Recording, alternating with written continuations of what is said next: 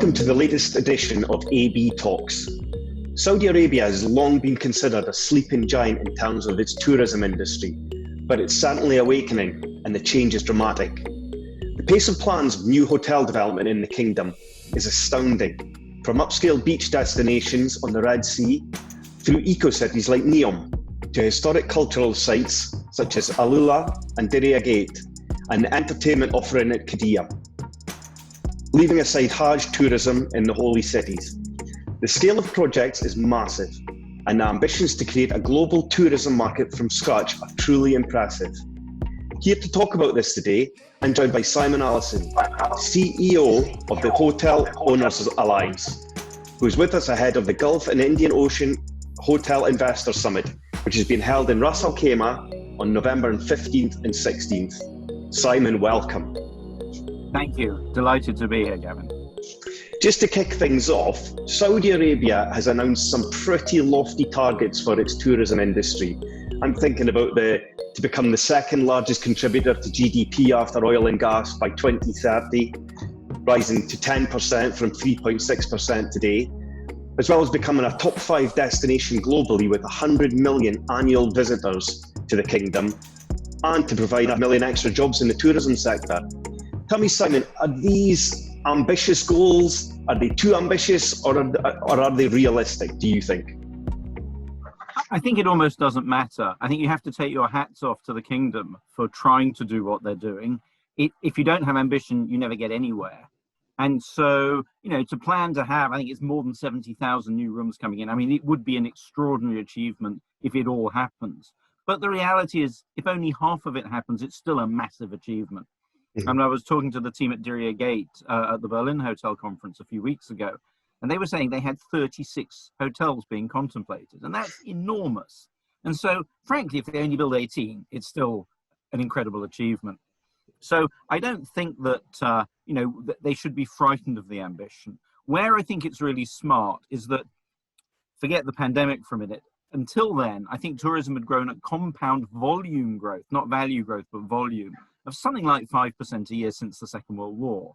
So it just keeps on going. And you've still got enormous middle classes in the GCC, in Africa, in Indonesia, in Russia, in China, in India. There's so much travel still to happen. That, having a bet on a growing tourism industry is a pretty sensible thing. Yeah, absolutely. You mentioned about Berlin. What has been the reaction on the global stage to these? I make no apologies for saying it again, for these hugely ambitious plans. I mean, I think a lot of people are looking at it with awe. It really is something phenomenal. And I think, the fact that each of these projects has its own DNA, is unique one from the other, has a very clear strategy as to what it's trying to do. That has been very impressive for people. And obviously on a regional level, a vast amount of the talent in the region has migrated to the kingdom. So it has had a big impact. I think people aren't quite waking up to the reality of it. It's still somebody's dream. It's going to be a couple of years, I think, before these projects really start coming online. So there's plenty of time to educate people and for them to start appreciating what it might do, good and bad for the global hotel industry, because it will compete with quite a few other places too. You talk there of competition. That brings me on nicely. Obviously, in this region here, the UAE, Dubai in particular, has really led the way through the travel and tourism industry. How big, can you say it's a threat to Dubai and the UAE and other GCC countries, or will it complement? Will it be offering something completely different? Well, it'll be a bit of both, of course. The reality is, however much we might want to pretend otherwise, when you do add 70,000 rooms to a regional market, it is inevitably going to siphon away some visitors. And some of them might frankly be Saudi citizens who would have gone to other GCC countries for their vacation and decide to stay at home. And obviously domestic tourism during the pandemic has been one of the things that kept the whole market alive in many countries. That was true in the Peak District in the UK or the Côte d'Azur or Florida, as much as in the region in places like Ras Al Khaimah. So it's a very important factor. So there will be some siphoning off, and obviously some people who would have had their winter sun holiday in the UAE might indeed go to KSA instead. That's for sure. But as you said, each of the projects has its own unique DNA. It is quite different. I mean, take Red Sea. they seem to be positioning themselves to compete more with the Maldives or the Seychelles or luxury Caribbean destinations than really with kind of Dubai. I mean, they're remote islands. They'll have their own local infrastructure. It'll be a different kind of holiday. There aren't that many places in the UAE or Oman or the other Gulf countries that compete with that. So that will be somewhat unique. Obviously, I mean, you said leaving aside Hajj tourism. I mean, I think nearly half the rooms are being built actually in the holy cities. And so obviously that's unique. That's not going to detract from anybody else. In fact, what you might get is more two-center tourism, which can benefit obviously the new Saudi projects themselves, but also potentially, you know, benefit Dubai, Abu Dhabi, Iraq, Oman, etc. So, you know, I think that's interesting. The other point is that, you know, it will take a while for the global perception of Saudi Arabia to change. You know, it is seen as a very conservative place. And that may remain true. I mean, you look at the Maldives, you know, the tourism islands are, you know, like anywhere else in the world. Obviously, the residential islands are still pretty conservative. So the Saudis can manage that. But, you know, that is going to be a slight challenge. And certainly for the beach resorts, let's be honest, if there's no alcohol, that is going to put off quite a few people. Now, again, there is a market for dry locations. And, you know, you see that in great hotels in Sharjah, like the Chedi, where we had our Hostel Members Summit, which is beautiful. But if you're lying on a beach and you're sunbathing for the day and you can't have a beer or a glass of wine at the end, that's going to be a challenge. So unless that's resolved, that will also slow down what may happen. But honestly, I think the biggest question that the Saudis will need to face, and you don't really see it being talked about, is whether they can develop a hinterland around the resorts. And I say that because if you look at the most exciting destinations that have always been top of tourism, whether it's the Costa del Sol or the Côte d'Azur or Phuket or Bali, what makes them very successful is that you can leave the hotel and there are things to do in the immediate vicinity, restaurants, bars, shopping, etc., and cultural and historic things to do all around. Saudi Arabia has the cultural and historic, but they're not exactly in close proximity to the beaches always. And then you've also got the fact that it will take a long time, I think, to develop this kind of local infrastructure around the resorts where people can go for a stroll. And I think ultimately they'll need to do that because if you look at other destinations that haven't, Sri Lanka or Bintan or something, where the hotels are beautiful and the beaches are lovely, but the minute you leave the resort, you're a bit lost. I think they'll need to do that, and that takes quite a long time. Another big challenge, I guess, there then. Another big challenge, yeah, and something that will come organically from the local population, probably, rather than, you know, government-driven strolling.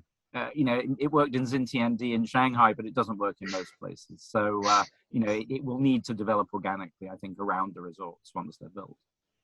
Just sticking on that theme for the impacts for the wider GCC, I tried to use the word a wake-up call, but it will obviously mean that the success that Dubai, the UAE, Qatar, and other countries have enjoyed so far, they can't afford to rest on their laurels. So I would guess it will raise the bar for other countries, for other operators, just to not keep up as such, but make sure that they are the number one choice. That's right. That's right. I mean, the competition is always there.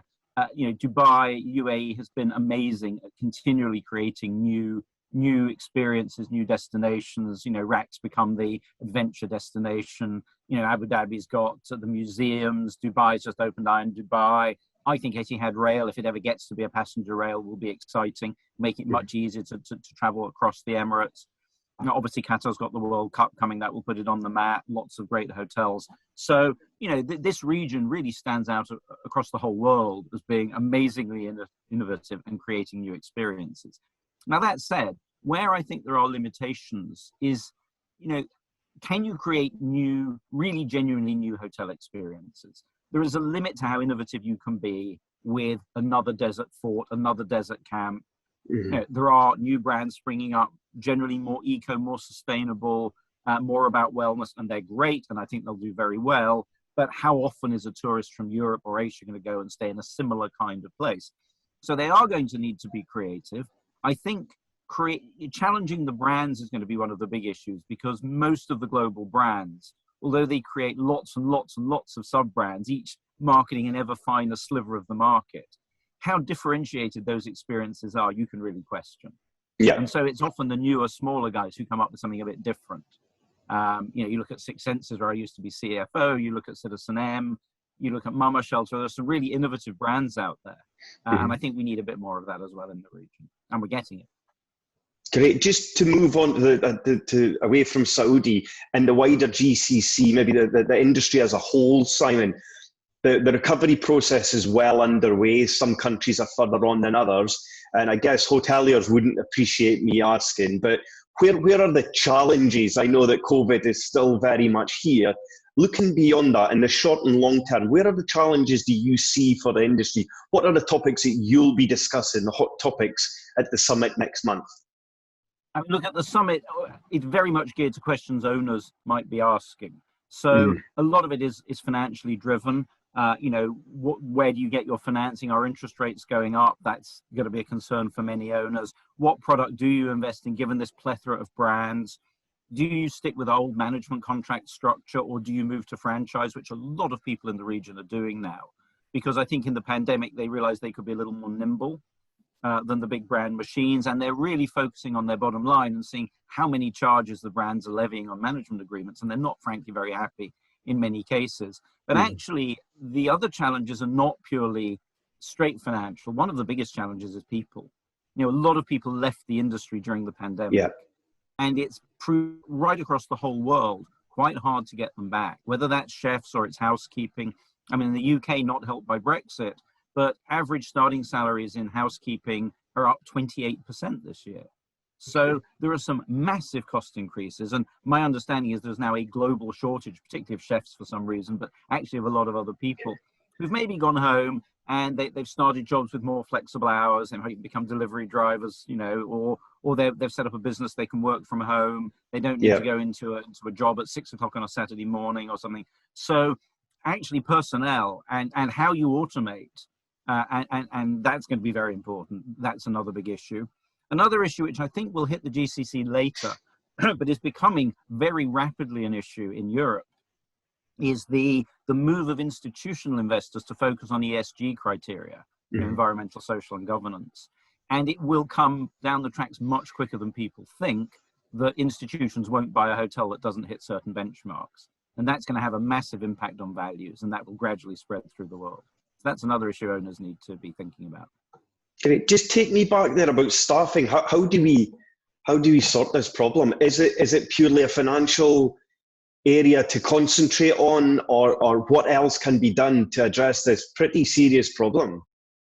I mean, financial is obviously a big part of it. It hasn't been, they're not the best paid jobs. And the honest truth is that in many cases, the hotels couldn't afford to have them as very well paid jobs. But, some hotels are working much more on incentivization, especially if they don't have to fit into the big brand cost structures. They can actually offer their own bonuses to their own staff. And that gives the staff a feeling of ownership, which has generally been lacking at lower levels in the hotel sector. Training and career progression is also very, very important. The hotel industry, the hotels are very siloed in their departmental structure. And then most people who get to a general manager level and then into a cluster and then into a region, they've never worked in another industry. So they're not really being prepared for the business world at large. And I think hotels need to be, I think the industry needs to give a much more broad-based training for people so they can actually become business people, perhaps in other industries later in their lives. Otherwise, they feel stuck, and that's not healthy. Absolutely. Simon, thank you so much for your time this afternoon. All that's left is to wish you all the very best at the summit next month in Ras Al Khaimah. And I believe you're coming across here soon, so have a safe journey across, and we hope to see you when you're here. Thank you. And if people do have time to come down, it's, as you say, 14th to the 16th of November, gearhist.com. Have a look. Thank you, Gavin. Good to chat. Right. Thanks, Simon.